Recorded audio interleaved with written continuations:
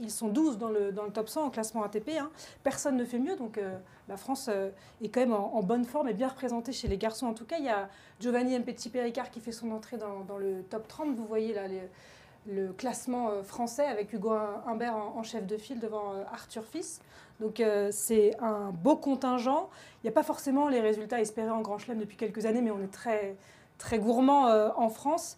Ça va être une saison importante pour les Français qui ont brillé en 2024. C'est la saison d'après de la confirmation et de la progression aussi pour des joueurs comme Mpetshi-Perricard qu'on attend. On l'a vu plutôt bien jouer à Brisbane la semaine dernière aussi, Romain. Demi-finale, oui, on aurait pu avoir 2 Français en finale lors de la première semaine, mais oui, on l'attend, Giovanni Mpetshi, il a l'air très en forme, bien physiquement. Je trouve qu'il est encore en phase de progression, il se déplace mieux que l'année dernière, en tout cas qu'en début d'année dernière, on l'a vu à la fin de la saison. Je l'ai trouvé bon, après il a eu un duel de serveurs face à Reilly Opelka, c'est très compliqué de s'imposer, on l'a vu avec Novak Djokovic, on en parlera peut-être après.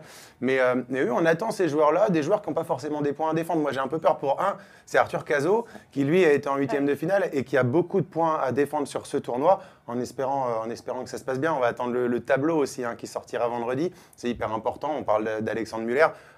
Ça dépend, s'il joue à un top 10, ce sera plus compliqué de performer. Donc, il faut attendre les tableaux, mais oui, c'est génial. Ça fait quand même assez longtemps que dans le top 100, on a un contingent français qui est le plus important par rapport à tous les autres pays. Donc oui, il se porte très bien, moi je trouve, le tennis français. On a plein de choses à voir. C'est génial ce début de saison avec l'Open d'Australie. On aura plein de Français dans le tableau et ouais, ça va être sympa. C'est important de bien démarrer ces saisons-là, Nico, avec...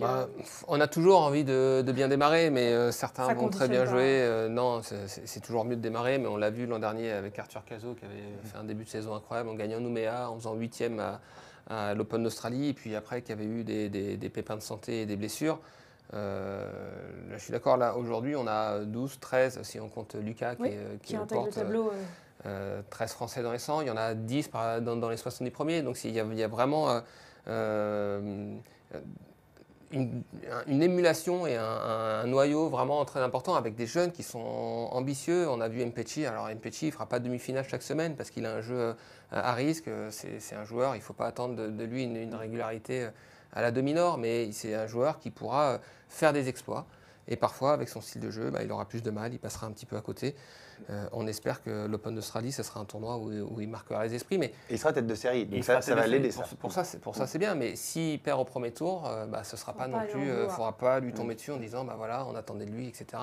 Lui, il faudra attendre, il fera des coups par moment dans l'année. Mais ce que j'aime bien quand je regarde la programmation aussi de certains, on voit Hugo qui est parti assez tôt, qui a essayé de faire la United Cup, qui a fait ses 2 matchs et finalement qui se prépare.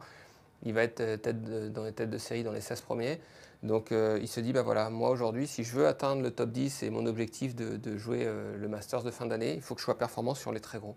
Donc là, il fait une programmation d'un joueur très ambitieux. Pareil, Arthur, il a joué à Hong Kong, il est parti se préparer ensuite à Melbourne. Donc des programmations comme ça, assez ambitieuses, moi j'aime bien. Alors est-ce que ça va payer tout de suite? On verra, on aura la réponse dans 10 jours. Mais en tout cas, j'aime bien ce que je vois.